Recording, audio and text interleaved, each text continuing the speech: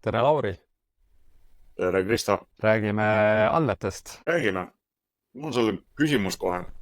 No, Mis sa arvad, kui paljud Eestis on töökuulutuste portaale? CV Online ja CV Keskus, ma pakun, et mõni on võib-olla veel kindlasti 5 tükki näiteks. Okei.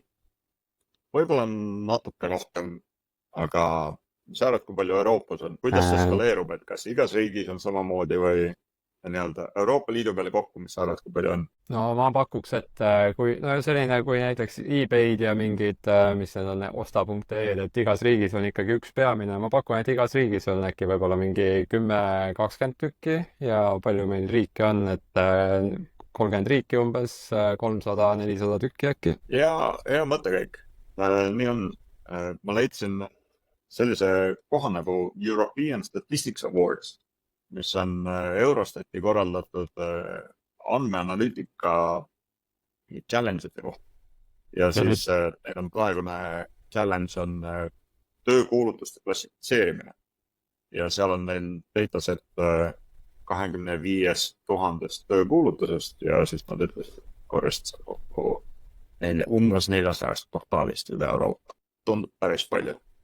Tundub päris palju, jah, aga samas jah, ega seda ühtset turgu on raske teha, vist LinkedIn üritab võib-olla, aga muidu igas riigis ju on väga spetsiifilised tööd, mida inimesed peaks tegema. Jah, aga samas andmevaldkonnas, et kui meil on siin modern data stack või erinevad kuulsad tööriistud, et ühelt poolt, et kui sa siis tahad, oled valmis võtma omale kaugtöölisi andmevaldkonda, siis igas riigis sa võid leida omale neid, kes oskavad Postgred ja Pythonis ja võib-olla mudeleid teha, kuhu sa siis postitama peaks, et LinkedIn on üks variant, aga tegelikult kui sa tahad sellist garanteeritud katet, sa peaks umbes 400 kokku vist postitama.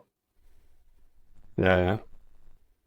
No see tundub, et oleks hea ülesanne võib-olla mingile startupile, kes automaatselt need postitused igasse süsteemi ära teeks. Ja teiselt poolt kokku korjaks siis, et kui sa tahad kandideerida kuskile, siis sa saad otsida üle nende. Jah. Tegelikult võiks alati ikkagi olla see üks nupp, mida vajutada, et leia mulle see inimene ja siis inimene saab omalt poolt vajutada kas jah või ei, et kas ta tuleb tööle või mitte.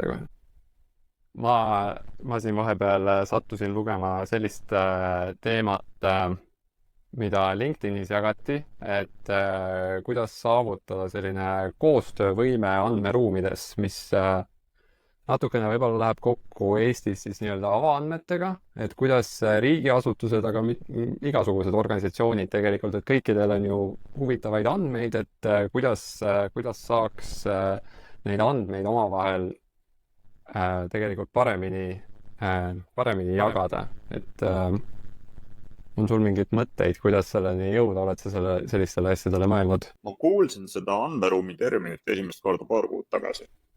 Ja ma mõtlesin, et see viitab millelegi, millal on, ma ei tea, inglise keeles on data teistsugune nimi, mida ma tean juba, aga ei, see tegelikult ongi mingi eraldi kontseptsioon. Et mul ei ole sellest aru saama, aga milline sinu mõttemudel selle kohta on? Minu arust nagu üks suuri muresid, mis nii palju, kui seda artiklit seal lugeda, on see, et selline andmeruumide lahendus võiks justkui kõik mured ära lahendada ja kõik teevad omavahel andmelepinguid. Aga mis seal ka kommentaarides oli nagu hea point, et tegelikult kui sa lepinguid teed, et seal ei ole nagu võrdselt, kes omavahel neid lepinguid teevad, et see on ka nagu Eesti see avaandmete ja üleüldiselt andmete jagamise poolel, et keegi on see, kes nagu peab need andmed jagama, aga tihtipeale see, mis ta vastu saab, ei pruugi midagi erilist olla, et nagu väga raske on andmete juures leida kahte võrdset osapoolt, kes jagaks omavahel võrdses mahus ja võrdselt väärtuslikke andmeid.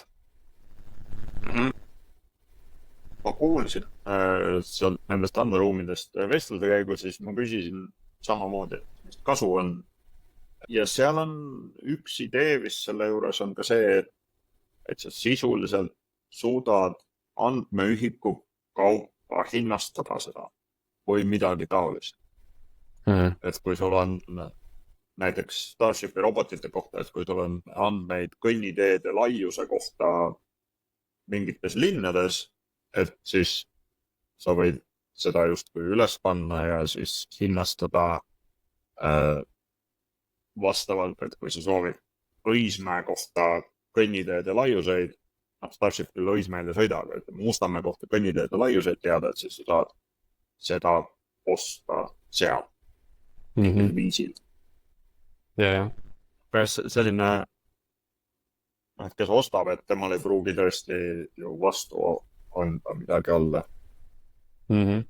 See on huvitav mõte muidugi nagu, et raha küsida nende asjadest, tükk aega on räägitud ju seda unistust, et miks Euroopa Liit ennast nii palju võib-olla reguleerib ka, on see, et inimesed saavad hakata ise oma andmeid kontrollima ja siis otsustada, et kas nad justkui müüvad või annavad kellelegi oma andmed, aga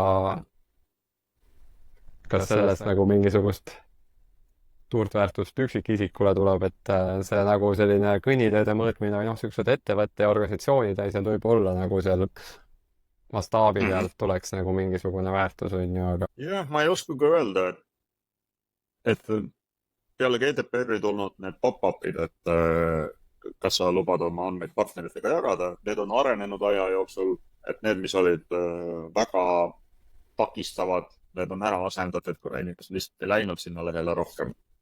Ja nüüd siis on osadel lehtedel on tekkinud enam-vähem standardne lahendused. Umbes, et olen nõus jagama oma andmeid siis mingi hulga partneritega. Ja siis need partnerid on kokku loetud. Ja see number on seal kas 600 või 900. Ja siis on küll selline tunne, et ei taha. Aga et seal on siis mingi 900 ettevõtted, kes ma isegi ei saa aru, kas need on kõik need data brokerid, kes siis koguvad neid, müüvad edasi neid andmeid või mida nad siis kõik teevad sellega, et... See, põhimõtteliselt ma olen ka näinud neid ja nagu natuke kõhedaks võtab küll, on ju, et nõustud sellega ja siis on nagu mingi 900 ettevõtet üle maailma, kes said teada, kes on Lauri Koobas ja millest ta praegu pilti tegi, on ju, et just. Aga nii palju, kui ma olen sellega kokku puutunud, et tegelikult on ju igal rakendusel omakorda ongi väga palju erinevaid pakkujaid, kes neid API-sid pakuvad ja sealt pealt mingisugust analüütika tegemine, et see võib olla isegi näiteks, ma tean, transpordirakenduste puhul, et seal võibki olla selliseid andmete agregeerijaid, kes tegelikult ei tea kunagi, kes sina täpselt oled, aga nemad saavad nagu selle info, et mis telefoni sa kasutad ja võib-olla kas siis kus sa liigud või mingid muud sellised infokillud. Aga jah, ega see, kui sa näed, et mitusada ettevõtet su andmeid hakkab nägema, see nagu väga ei meelita, nõustuma nendega. Ja tulles tagasi selle väärindamise juurde, et kui palju see siis nendele ettevõtetele väärt on. See nii-öelda andmete tarneahel või selle väärtuse tarneahel on seal hästi pikk ja läbipaistmatu. Aga samas, kui kõik teevad seda, siis mingisugune kasu peab sellest olema. Jah. Aga seal peab ikka mingi mastaabi efekt olema, et nagu kas piisavalt palju peab neid pakkujaid olema või siis neil pakkujatel peavad piisavalt suured andmemahud olema, et sealt nagu väärtust saaks võtta välja. Ma lugesin hiljuti raamatut poliitikateaduse ajaloost nimega Victory Lab, mida viitas mulle Tarmo Jüristo, kes käis ühes data üürituses rääkimas andmete kasutusest poliitikateaduses. Ja poliitikateadus on vähemalt Ameerika mõistes väga andmepõhiseks muutunud viimase mõnekümne aasta jooksul. Ja seal oli päris huvitav, kuna seal on sisuliselt kaheparteisüsteem, siis see autor oli suutnud nagu mõlemalt poolt seda infot kokku korjata ja, ja kuna see oli mõnevõrra ajalooline, siis oli seal ka häid näiteid selle kohta, et jaa, et me siin võitsime need valimised ja siis me tegime seda mikrosihtimist või micro-targetingu.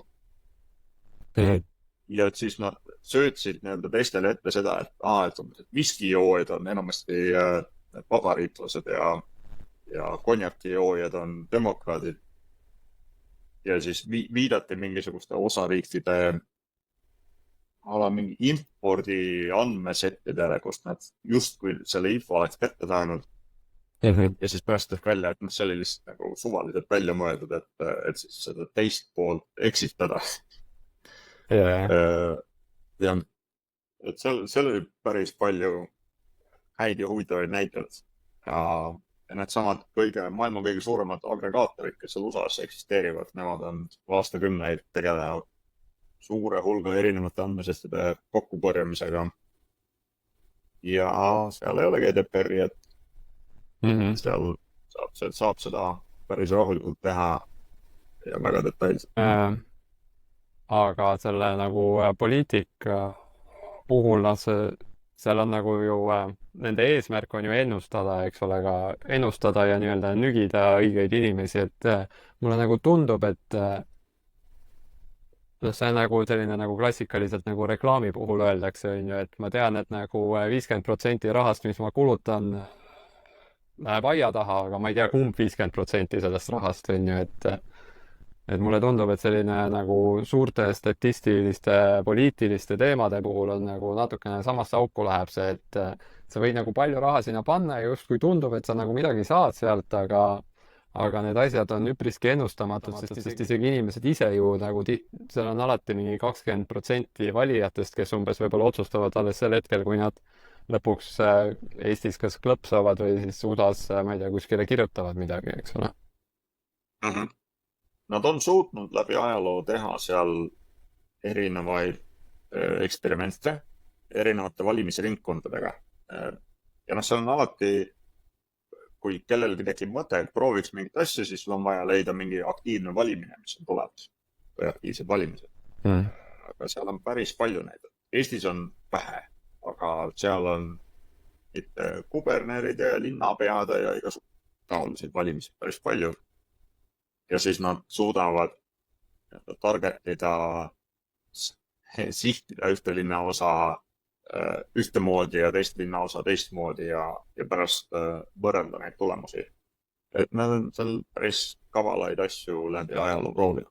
Et nad on jõudnud ikkagi, või et see tulemus on tõenäosus, jah.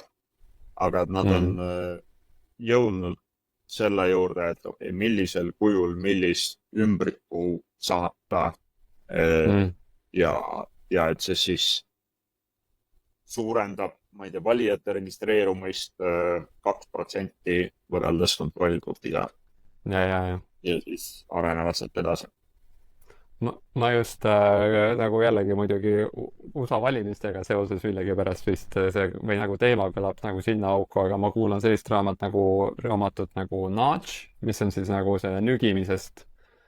Ja seal räägib, et kuidas 2009 aastal vist katsetati esimest korda sellist teistsugust lähenemist, et kui muidu on teada, et näiteks sa oled, ütleme, demokraatlik valija, siis sulle varem helistati ja küsiti, et kas sa lähed valima, kui sa ütlesid jah, siis oli nagu suur aitäh, tuut, on ju, pandi kõne ära. Aga avastati, et nagu kordades efektiivsem on see, kui küsida, et ahah, et mis kell sa siis arvad, et sa valima lähed. Ja et kust sa liigud sinna valimisjaoskonda ja mis sa vahetult enne seda valima minekut teed, et kui sundida inimest nagu läbi mõtlema neid samme, nagu seda tulevikku, siis tõenäosus, et ta ka nagu neid asju teeb, kasvas märgatavalt. Samamoodi kui neid kõnesid teevad entusiastlikud vabatahtlikud võrreldes palgatud kõnekeskustega või siis üldse robotkõnedega. Et see vabatahtlik suhtumine ja hääletoon ja midagi taolist on teistsugune. Isegi kui see teema ei ole ühegi veevalselt seotud. Ja. aga kas sa näed, et Eestis saaks ka nii, midagi sama põhjalikku rakendada või? ma ei ole kursis sellega ausalt öeldes. Et noh, SALK teeb midagi ja miks need teemad mul meelel on, eile oli just uudis selle kohta nende valimisringkondade ümberjoonistamise kohta, mida USA-s on hästi palju tehtud ja pahatahtlikult tehtud. Eestis on see väga palju rohkem läbipaistev.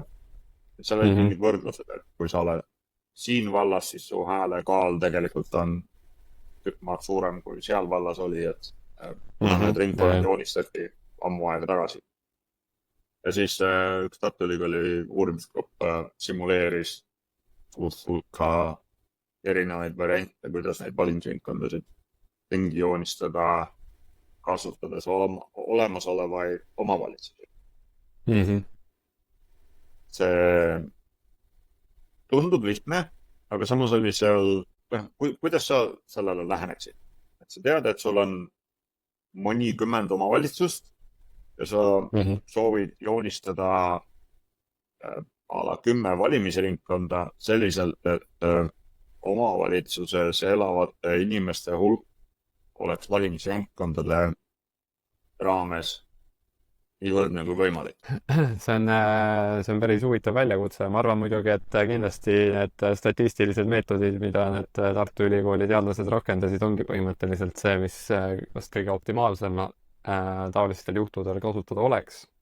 Minu küsimus natukene on võib-olla samm tagasi, nagu, et mis see täpne probleem on, mida lahendada püütakse, et ma saan aru, et need asjad on aja jooksul muutunud, aga kas see on nagu, kui okei, see on tore, et nagu see analüüs tehti ära, et nagu tundub, et viimastel valimistel, kui oleks niisugused muudatused tehtud, et siis justkui ei oleks väga midagi muutunud, on ju, aga kas see, mis nagu tulevikku vaatav perspektiiv on, ja kui see nagunii ei oleks midagi muutunud, siis miks seda siis üldse teha, et head uudised, et teeme need valimisringkonnad ümber, et ärge muretsege, et võrreldes eelmiste valimistega oleks täpselt sama tulemus olnud. Ei tegelikult, mis see probleem oligi minu arust see, et justkui on ebavõrdsus selle vahel, et kes kus vallas elab, kuna a la Võrumaa, ma ei tea, Lõuna-Eesti valimisringkonnas on nii palju inimesi ja kuskil mujal ja mandaat, ühesõnaga, et kui palju inimesi ühe mandaadi jaoks vaja. Et kuskil oli see 9400, teises kohas oli üle 10 000, et siis justkui nende inimeste hääl kaalub rohkem, kes elavad seal, kus see suhtarv on väiksem. Ei, üldjoontes ma üldjoontes saan aru, jah. Aga see oligi, see artikkel lõppes ära selle koha peale, et see analüüs on tehtud neutraalne, et justkui, nagu ilma poliitilise vaadeta ja et see on sisend siis poliitikutele. Kas me tahame regionaalpoliitikat tähtsustada rohkem, mis puhul me anname enda kaugematele valimisringkondadele justkui rohkem mandaate, et siis nende hääl kaalub rohkem midagi taolist.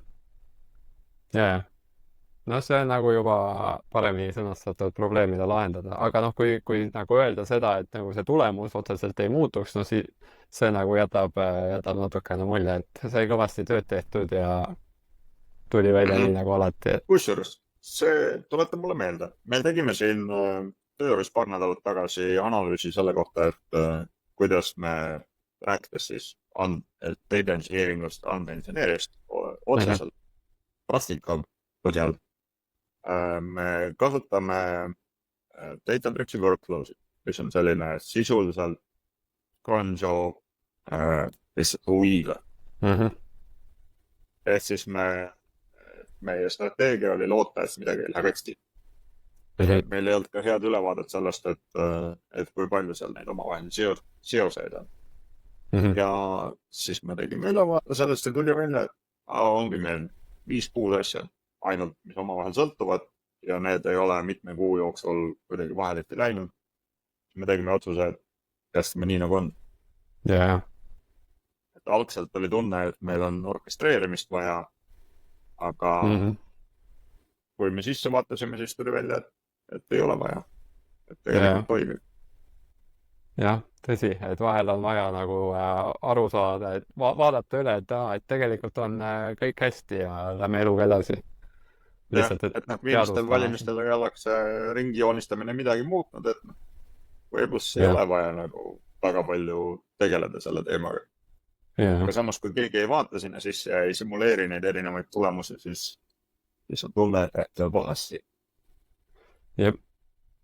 See Eesti uudistest rääkides eile nagu oli vist või siin mõned päevad tagasi oli see, kui Konjunktuuriinstituudi see uudis tuli, et Eesti on teel siis Euroopa 5 kallima riigi sekka.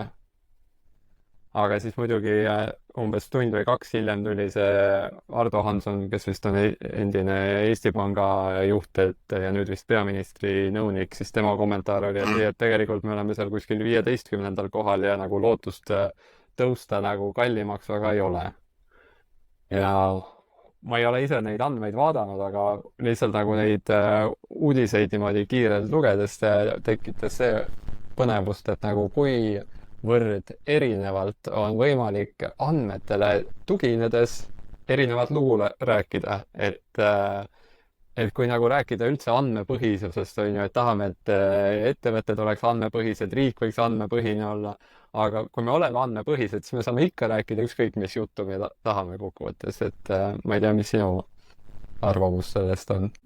Üks on emotsionaalne ja teine on praktiline, et need mõlemad lood jätsid emotsionaalsel tasemel nagu väga eluvõõra mulje.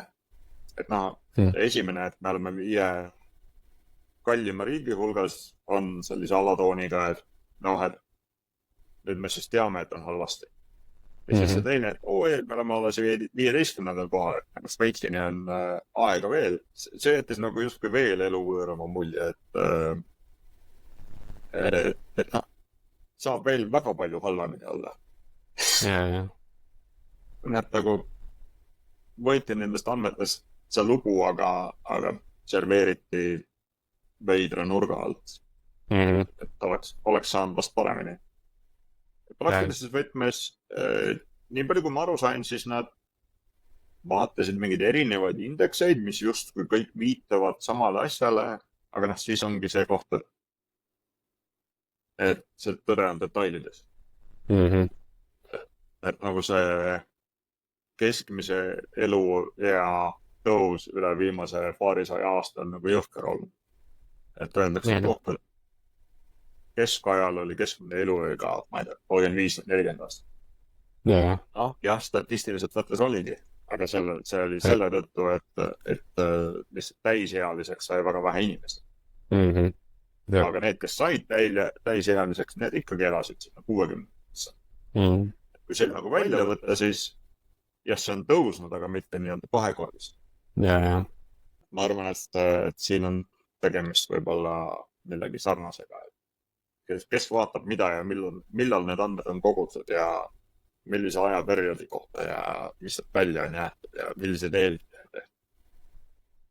Ja siis kui uudise tasemel saad öelda, et meil on indikaator. Indikaator on see, et me oleme 5. või indikaator on see, et me oleme 15. aga need vaatavad erinevaid asju. Minu arust ideaalne oleks olnud siis uudis, et peaminister kinnitab, et Eesti on temale kõige kallim riik, et see oleks nagu kõik mured lahendanud, aga poliitikutel vist ei ole. See oleks väga hea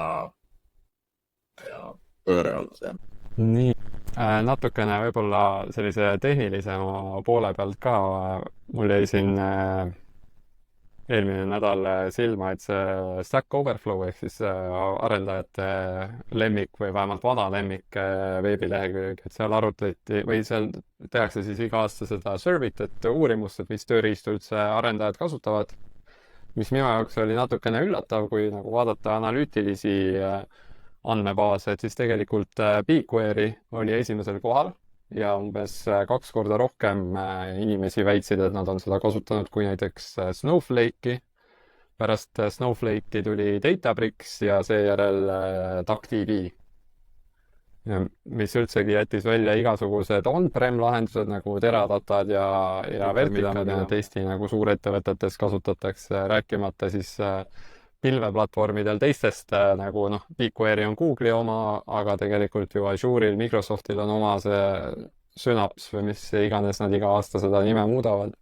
Ja Amazoni Redshift, mis on nagu ka paljudel selline hingelähedane olnud, aga ei olnud isegi mainitud seal kuskil top X-ides, et ma ei tea, mis minu vaade sellele on või? Jah. Ma see aasta ei ole seda jälginud, et see läks minust mööda. Aga varasemalt on sarnaseid asju välja tulnud ja siis iga kord öeldakse selle kohta, et vaata need, et Stack Overflow on selle jaoks, et kui sa aru ei saa, kuidas asi töötab. Et siis need kõige keerulisemad asjad, seal peab mingisugune kasutuse tase olema, aga siis need ühtlasi omavad päris halba kasutajakogemust või keerukust, mis tahab palju küsimusi, et siis sa lähed Stack Overflow'sse ja siis mis on kõige keerulisemad ja obskuursemaid lahendusi pakuvad, et need saavad tähelepanu. Aga seal muidugi, noh, need, kes sellele survey'le vastavad, seal on nagu eraldi küsitud, et kas sa ikkagi oled nagu töötad professionaalselt umbes sel alal või midagi sellist, et seal ei ole lihtsalt see, et küsitakse kõikidelt, kes on ju esimest korda teevad Hello World'i ja lähevad seal midagi küsima. Et seal on nagu natukene kategoriseeritud.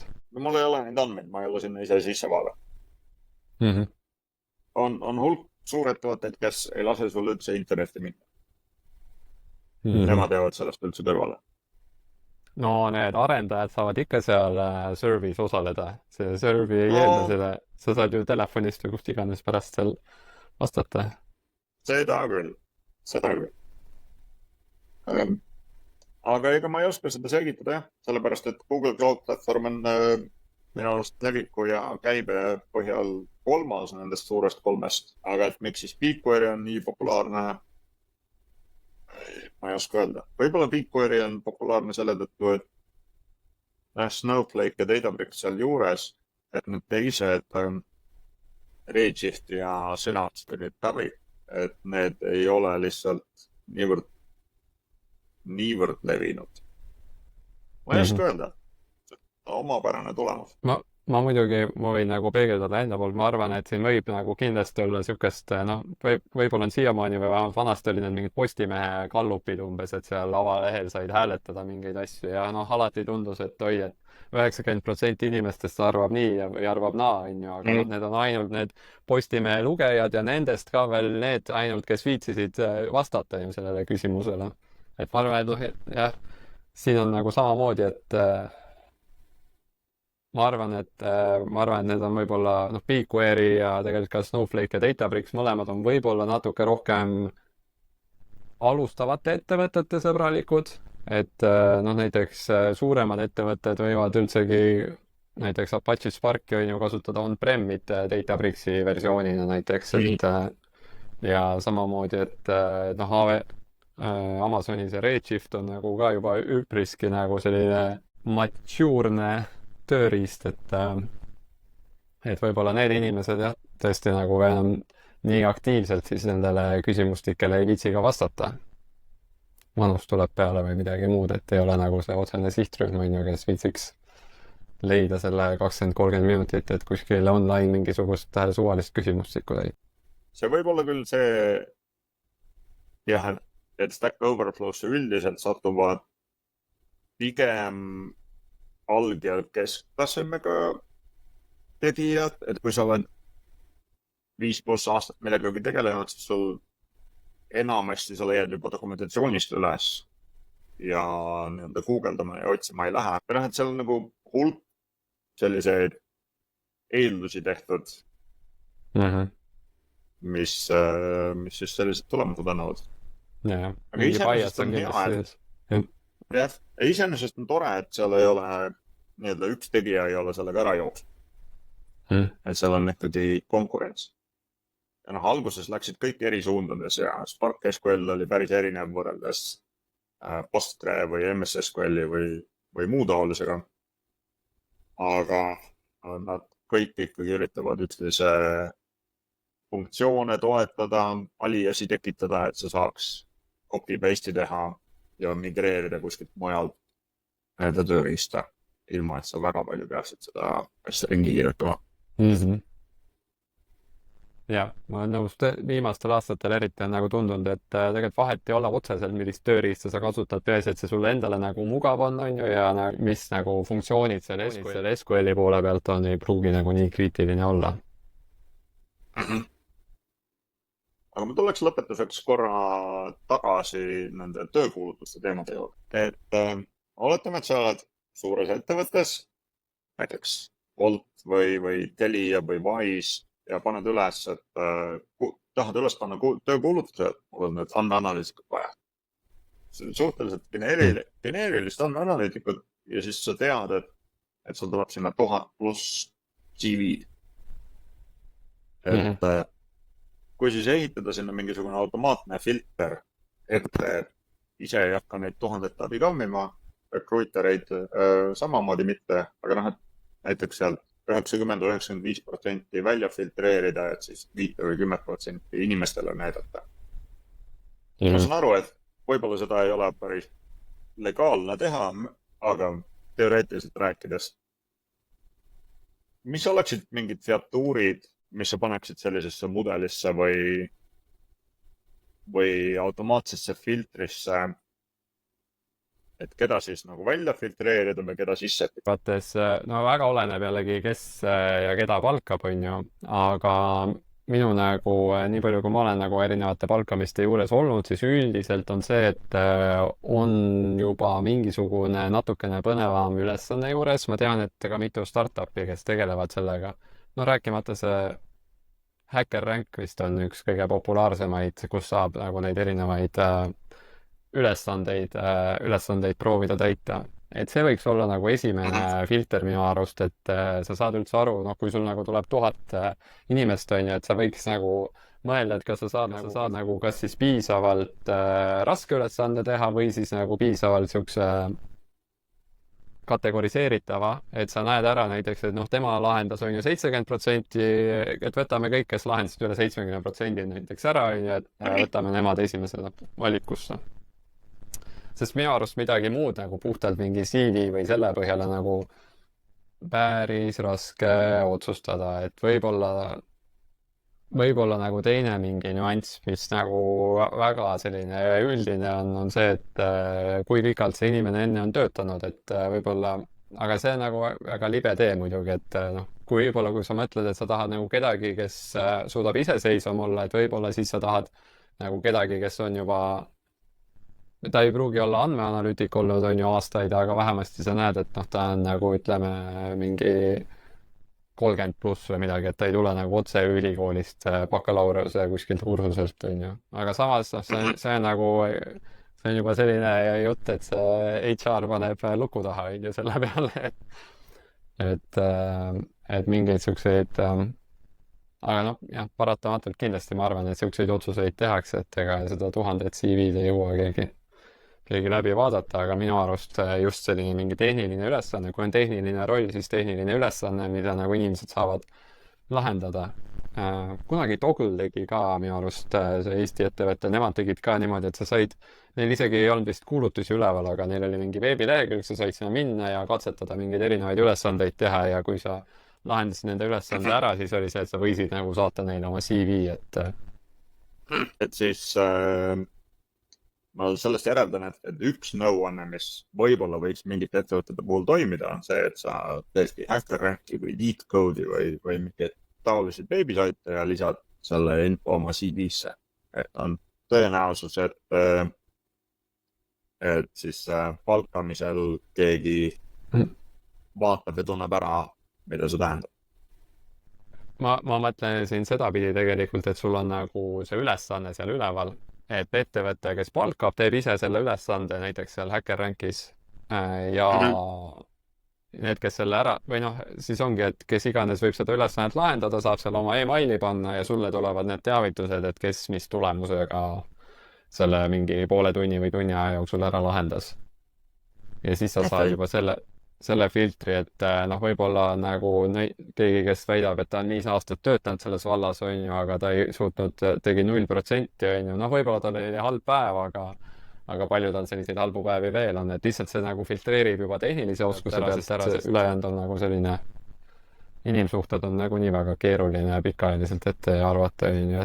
Aga ma saan aru, et su küsimus tuleb sellest, et sul on need 1000 CV-d kuskil ja sa praegu üritad mõelda, et kuidas neid ära filtreerida või? Üldse mitte, küsimus tuleb täiesti teisest suunast.